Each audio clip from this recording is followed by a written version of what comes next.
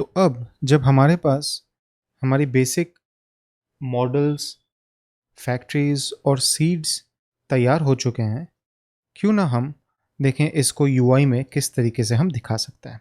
तो हम सबसे पहले क्या करेंगे, एक राउट बनाएंगे हमारे वेब डॉट पी में, जिसमें हम हमारे बेसिक एक्सपेंसेस को लोड करने की कोशिश करेंगे। अच्छा, अभी एक चीज़ ध्यान देने की है, अगर आप लेवल 7 से आ रहे हैं तो एक कंट्रोलर लेवल पे मेजर डिफरेंस है, और वो ये है कि पहले हम कंट्रोलर इस तरीके से डिफाइन कर सकते थे या रेफरेंस दे सकते थे, लाइक होम कंट्रोलर का इंडेक्स मेथड। लेकिन नए लेवल के वर्जन में 8 से ये पॉसिबल नहीं है। हमको इसको क्लास फाइल के थ्रू, नेम स्पेस के थ्रू रेफरेंस देना पड़ता है। तो क्यों ना हम एक कंट्रोलर बनाए पहले, PHP artisan make. Okay, sorry, हम लोगों ने ये ऑलरेडी बना लिया था, क्योंकि जब मैंने मॉडल बनाया था तब मैंने उसमें कंट्रोलर का फ्लैग पास किया था। तो ठीक है, क्यों ना हम यहाँ पे इस चीज़ को फिर डिलीट कर दें, एक्सपेंस कंट्रोलर क्लास। ठीक है, इसका इंडेक्स मेथड। अब ऑब्वियसली मुझे इसको इंपोर्ट करना पड़ेगा, तो ये यूज़ यहाँ पे आ गया। इससे लारावेल को समझेगा कि ये कंट्रोलर को हम रेफरेंस दे रहे हैं, और मैं इस राउट को एक नाम दे दूंगा, एक्सपेंस डॉट लिस्ट।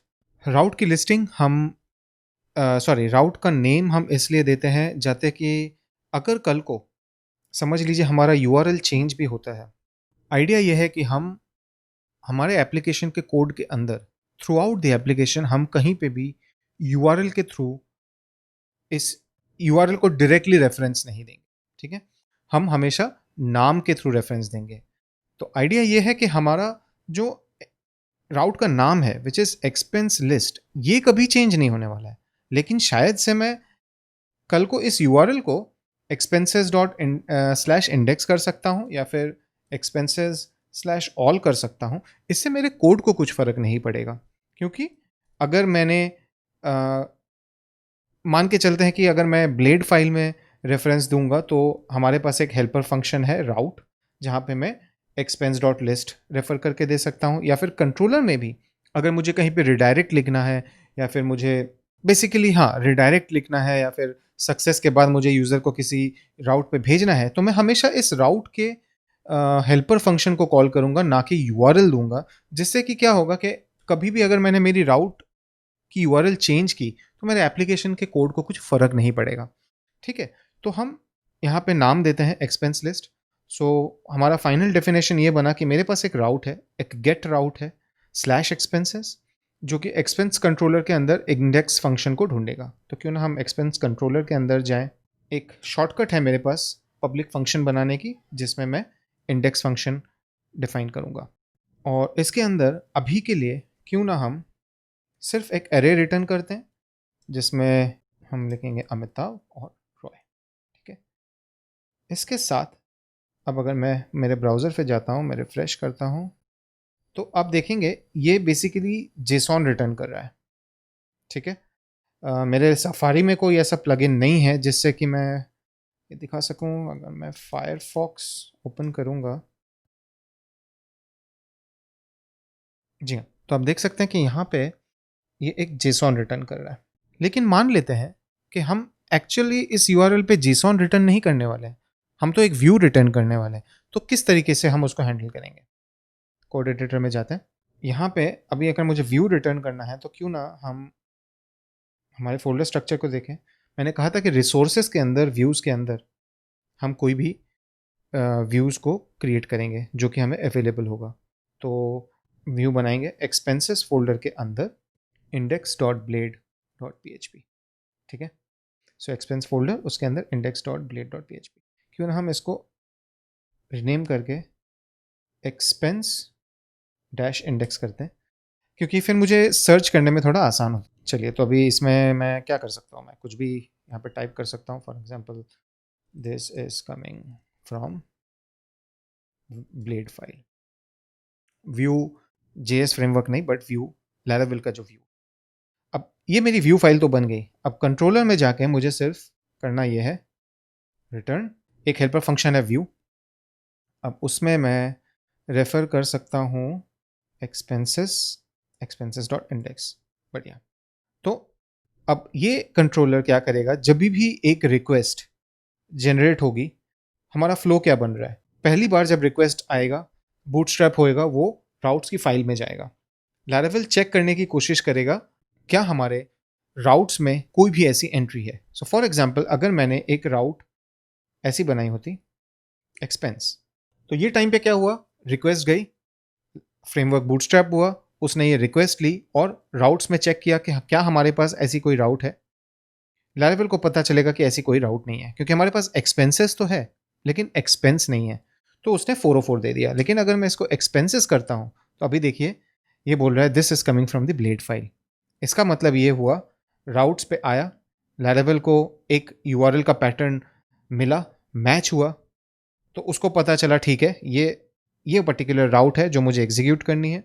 यहाँ पे हमने लैरावेल को बताया है कि एक्सपेंस कंट्रोलर के अंदर का इंडेक्स मेथड कॉल करो, और हमने एडिशनली बोला है कि इस राउट का नाम है एक्सपेंस लिस्ट। तो अभी वो एक्सपेंस कंट्रोलर के अंदर गया, इंडेक्स फंक्शन के अंदर गया, यहाँ पे हमने डिफाइन किया है कि जब भी रिक्वेस्ट इस फंक्शन पे आएगी तो यह क्या रिटर्न करेगा, एक व्यू रिटर्न करेगा। व्यू कौन सा है, एक्सपेंसेस फोल्डर के अंदर expense dash index blade file dot blade dot PHP हम यहाँ पे डिफाइन नहीं करते हैं, ऑटोमेटिकली लैरावेल वो समझ लेगा। बट अगर आप फोल्डर की नेस्टिंग भी करना चाहें, जैसे कि एक्सपेंसेस के अंदर एक्स्ट्रा करके फोल्डर है और उसके अंदर ब्लेड फाइल है, तो आप वो भी कर सकते हैं, हालांकि वो फिर फाइल वहाँ पे प्रेजेंट होनी चाहिए। और देखिए ये बता रहा है कि expenses extra expense index not found view, right. तो मैं ये निकाल देता हूँ, एंड अब अगर मैं रेफर करूँगा तो ये फाइल इधर मेरी आ रही है। अब ये तो हो गई बात व्यू की, बट हमने ये इंडेक्स बनाया है, जिसका मतलब ये है कि हमें यहाँ पे डेटा चाहिए, तो हम ये किस तरीके से लाएं। लैरावेल में एक बहुत ही बढ़िया टूल हमें मिलता है, और मैं चाहूँगा कि आप इस टूल के साथ अपने आप को बहुत फेमिलियर कर ले, वो है टिंकर। ठीक है, टिंकर के अंदर हम काफ़ी सारे लैरावेल के कमांड रन कर सकते हैं और देख सकते हैं कि वो किस तरीके से काम कर रहा है। तो expenses all, expense expense sorry expense all, ये कमांड मुझे सारे एंट्रीज दे देगा।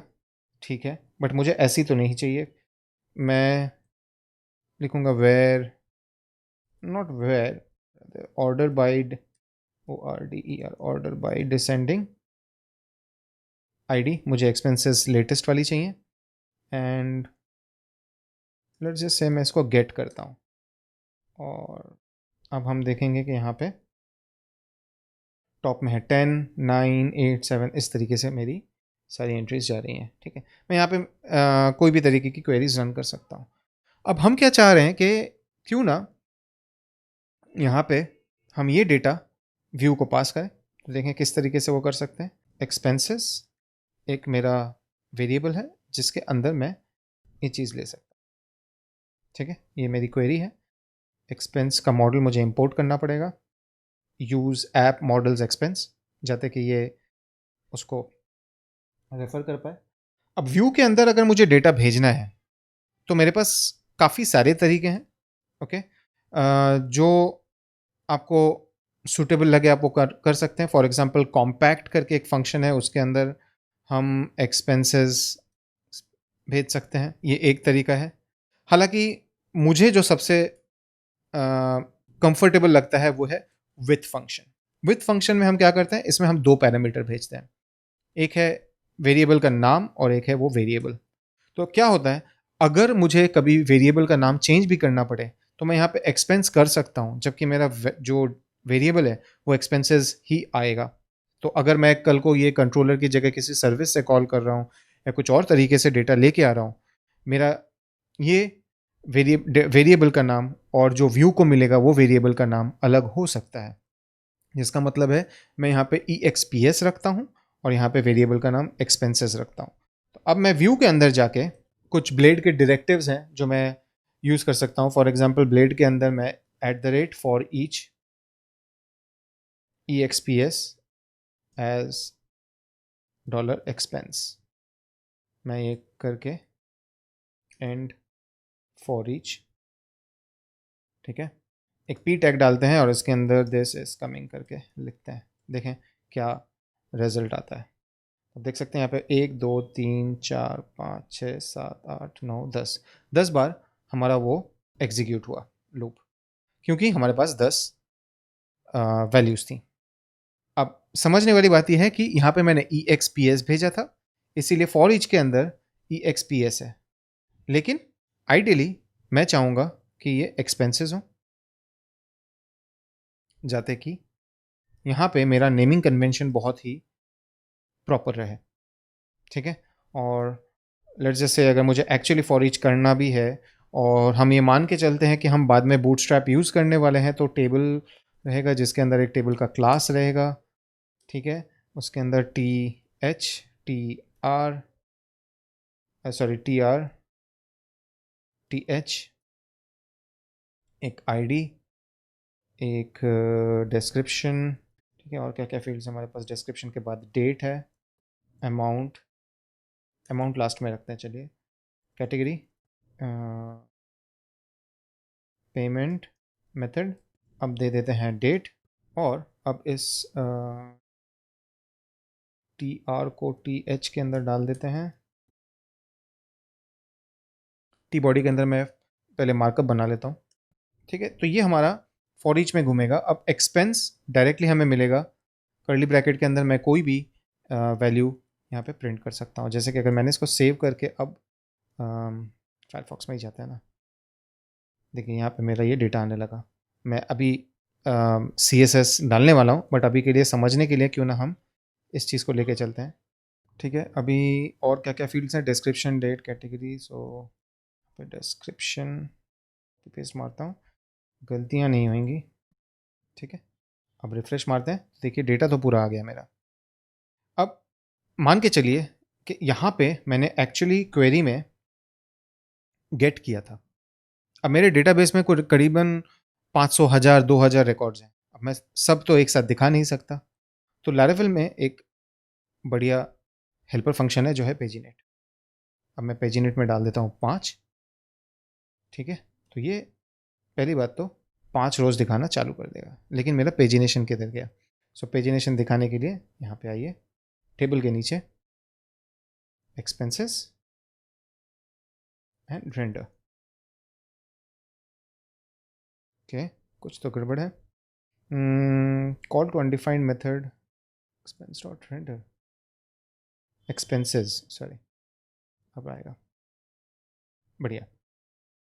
Showing results 1 of 5 1 to 5 of 10, और ये शायद से जो लेटेस्ट वर्जन है, ओके, ये टेलविंड में बनी हुई है, इसलिए ये यूआई में थोड़ा अजीब दिख रहा है, बट ठीक है, इसको शायद से जब तक मैं सी एस एस लोड नहीं करता ये प्रॉपरली आएगा नहीं। और जहाँ तक मुझे याद है जो लैरावेल का पेजिनेटर का मार्कअप है वो लैरावेल 8 में चेंज हुआ है, अब वो बूटस्ट्रैप के जगह पे शायद से टेलविंड सपोर्ट करता है, मुझे देखना पड़ेगा, मुझे पक्का मालूम नहीं, बट हम जब वो लाएंगे यूआई, जब मैं यूज़ करूँगा तब हमें पता चलेगा। तो ये तो हमारा लिस्टिंग बन गया।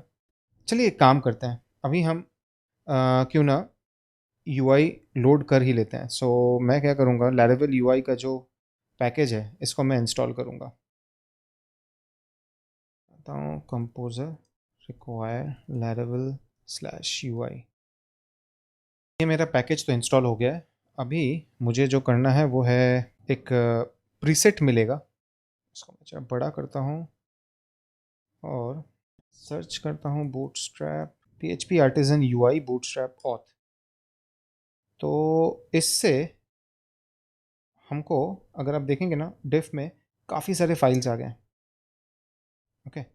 और ये बोल रहा है npm इंस्टॉल करना है, तो मैं पहले बात तो npm इंस्टॉल पे लगा देता हूँ। और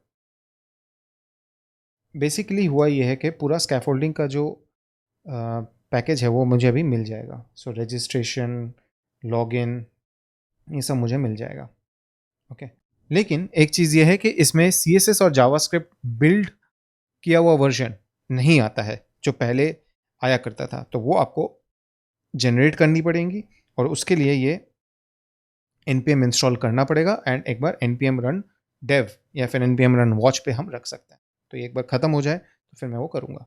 ठीक है, तो ये मेरा पैकेजेस इंस्टॉल हो गया, npm run watch, इसको मैं एक विंडो में ओपन करके रख देता हूँ, चलता रहेगा अपने हिसाब से।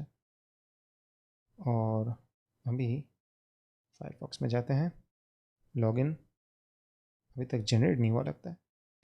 तो अगर आपको ये नोटिफिकेशन आ गया, ये प्यारा सा लैरावेल मिक्स का नोटिफिकेशन, तो समझ जाइए कि सब बराबर है। और अब ये हमें लॉगिन के साथ प्रॉपर तरीके से मिल गया। यानी कि अब अगर मैं एक्सपेंसेस पे जाता हूँ, एक्सपेंसेस EXP के, ये मुझे अभी भी नहीं मिला और इसका रीज़न ये है कि अभी व्यू का एक बहुत ही इम्पॉर्टेंट चीज़ हमको समझना पड़ेगा, view as in blade files की, कि व्यूज़ जो हैं वो एक एक लेआउट फाइल रहती है हमारे पास। तो अगर हम यहाँ पे व्यूज़ के फोल्डर के अंदर जाएं तो आप देखेंगे एक लेआउट्स का फोल्डर बना है नया, उसके अंदर app.blade.php है। ठीक है, इसके अंदर हमारा HTML5 मार्कअप, टाइटल टैग, यहाँ पे स्क्रिप्ट ऐड हुआ है एकदम एंड में, ओके सॉरी, स्क्रिप्ट ऐड हुआ है, CSS फाइल ऐड हुई है, ये सारी चीज़ें यहाँ पे है। क्यों है? क्योंकि ये मार्कअप मैं हर पेज में नहीं डालने वाला हूँ। ठीक है, तो ये मेरा एक लेआउट का फाइल हो गया जिसके अंदर बेसिक सारी स्कैफोल्डिंग्स हैं। और थोड़ा नीचे जाएंगे तो हम देखेंगे यहाँ पे एक यील्ड कंटेंट करके है। जो ब्लेड है वो क्या करता है, वो हमें ऑप्शन देता है कि हम एक लेआउट डिफाइन कर सकें, जो कि हमारा app.blade.php की फाइल है। उसके अंदर हम अलग अलग सेक्शंस बना सकते हैं। ठीक है, सेक्शंस जैसे कि मैं एक हेड का सेक्शन बना सकता हूँ, मैं कंटेंट का सेक्शन बना सकता हूँ, और भी लाइक अगर मेरा साइड बार हर सेक्शन में चेंज हो रहा है, या फिर अगर ब्रेड क्रम का मेरा सेक्शन है तो मैं वो हर एक पेज के लिए अगर मैं अलग रखना चाहूँ तो मैं एक सेक्शन बना सकता हूँ और फिर मैं उसको यील्ड कर सकता हूँ। When ever in a page मैं यील्ड फंक्शन कॉल कर रहा हूँ, इसका मतलब है कि मैं दूसरे किसी ब्लेड फाइल के अंदर जाके एक डायरेक्टिव लगा सकता हूँ विच इज, तो मैं इस पूरे मार्कअप को यहाँ से कट कर लेता हूँ। यहाँ पे लिखेंगे सेक्शन कंटेंट एंड सेक्शन, इसमें मैंने ये पूरा मार्कअप डाल दिया। अब ये कंटेंट इसलिए है क्योंकि app.blade.php के अंदर मेरा यील्ड जो है वो फंक्शन कंटेंट एक्सपेक्ट कर रहा है। अगर ये कुछ और होता, कंटेंट 2 होता, तो यहाँ पे भी कंटेंट 2 ही आता। और एक चीज़ जो हमें करना पड़ेगा, इस ब्लेड को बताना पड़ेगा कि ये एक लेआउट को एक्सटेंड करता है, जो कि है लेआउट्स फोल्डर के अंदर ऐप। ठीक है, ये करने के बाद चलिए और एक लास्ट चीज़ मैं और कर देता हूँ, वो है उप्स, यहाँ पे मेरा मेन करके टैग है जिसके अंदर कंटेंट है, तो कंटेनर है नहीं, div कंटेनर रो कॉल md12, इसके अंदर पूरा मेरा टेबल आया। ये थोड़ा गंदा है, मैं इसको बाद में ठीक कर दूंगा, मार्कअप को थोड़ा अलाइन वगैरह करना पड़ेगा, बट आई थिंक अभी के लिए तो ये है हमारा मार्कअप। ठीक है, ये आ गया। और एक प्रॉब्लम मुझे दिख रहा है, वो है डेट 2 बार रिपीट हुआ है, तो मैं डेट यहाँ से निकाल देता हूँ एंड ये मेरा बन गया पूरा टेबल। आप देख सकते हैं पेज 1, पेज 2, ये सारी फंक्शनैलिटीज़ जो हैं ये हमें आउट ऑफ द बॉक्स मिल जाता है। मुझे सिर्फ यहाँ पे लिखना पड़ा कंट्रोलर में पेजिनेट। ठीक है, मैंने यहाँ पे 5 का वैल्यू डाला तो वो 5 के चंक्स में मुझे डेटा देता रहेगा और नेक्स्ट बैक मेरी फंक्शनैलिटी चलती रहेगी। तो बेसिकली हम लोगों ने फिर क्या देखा, इस वीडियो में हमने देखा किस तरीके से हमने एक नया राउट बनाया जिसमें हमने डिफ़ाइन किया कि कौन सा कंट्रोलर और उसका कौन सा मेथड हम यूज़ करने वाले हैं। हमने हमारे राउट को एक नाम दिया है। ठीक है, ये सारी चीज़ें हमें ऑथ के स्कैफोल्डिंग के साथ मिली हैं, ये हमने नहीं लिखा है, आप चाहें तो इनको ओवरराइड कर सकते हैं। ठीक है, हम एक्सपेंस कंट्रोलर के अंदर जाते हैं, यहाँ पे हमने इंडेक्स मेथड में पहले एक क्वेरी रन की जिसमें हमने एक्सपेंसेस लिए, ordered descending by ID, then हमने उसको पेजिनेट किया रिजल्ट को, हमने वो डेटा भेजा हमारे व्यू को यूजिंग विथ, ठीक है। फिर हम ब्लेड के अंदर गए, हमारे व्यू फाइल के अंदर गए, हमने सबसे पहले हमारी टेबल बनाई थी, टेबल टैग किधर गया, टेबल बनाई थी जिसके अंदर हमने ये डेटा फॉर ईच के लूप के थ्रू डिस्प्ले किया, हमने पेजिनेटर को रेंडर किया, एंड देन जाते कि हमें ये सारे HTML और फिर इसका जो बेसिक स्ट्रक्चरिंग है ये हमें हर पेज में रिपीट ना करना पड़े, हम लोगों ने इस लेआउट को इस ब्लेड फाइल के अंदर एक्सटेंड किया। सो ये चीज़ें बहुत इंपॉर्टेंट है। अब ये करने के बाद हमें हमारा फाइनल आउटपुट मिल गया, ठीक है। तो ये रहा इस वीडियो का कॉन्सेप्ट्स ऑन राउट्स। एक गेट राउट कैसे काम करता है, वो राउट के अंदर हम कंट्रोलर कैसे डिफाइन करें, उसका मेथड किस तरीके से एक व्यू को रिटर्न करेगा, एक व्यू किस तरीके से काम करता है, व्यू को कंट्रोलर डेटा कैसे पास करेगा, जो कि हमारा एक टिपिकल MVC पैटर्न जो हम बोलते हैं, जहाँ पे मॉडल, व्यूज़ एंड कंट्रोलर्स आता है, राइट। मेरा कंट्रोलर है जो मॉडल से डेटा लेके आएगा और व्यूज़ को भेजेगा, वो पैटर्न हमने यहाँ पे देखा। अगले वीडियो में हम देखेंगे किस तरीके से हम एक ऑथेंटिकेटेड यूज़र का कॉन्सेप्ट हमारे एप्लीकेशन में ला सकते हैं, क्योंकि अभी तो मेरे एक्सपेंसेस कोई भी देख सकता है, जो कि बहुत रिस्की है। तो हमें एक ऑथेंटिकेटेड यूज़र का कॉन्सेप्ट लाना पड़ेगा। हम यूज़र की लॉगिन करवाएंगे, उसका एक रजिस्ट्रेशन भी करवा सकते हैं अगर हमें चाहिए तो, और उसके बाद देखेंगे किस तरीके से यूज़र के कॉन्टेक्स्ट के थ्रू हम बाकी की स्क्रीन्स भी डेवलप कर सकते हैं। तो अभी के लिए इतना ही। अगर आपको मेरा वीडियो अच्छा लगा तो इसे लाइक कीजिए, शेयर कीजिए। अगर मेरे चैनल के वीडियोस आपको अच्छे लगते हैं तो उसको सब्सक्राइब कीजिए। अगर आपको कोई भी फीडबैक है तो मेरे कमेंट्स के सेक्शन में आपके क्वेश्चंस पूछिए, मैं पूरी कोशिश करूंगा कि आपके सारे क्वेश्चंस का जवाब मैं दे पाऊँ।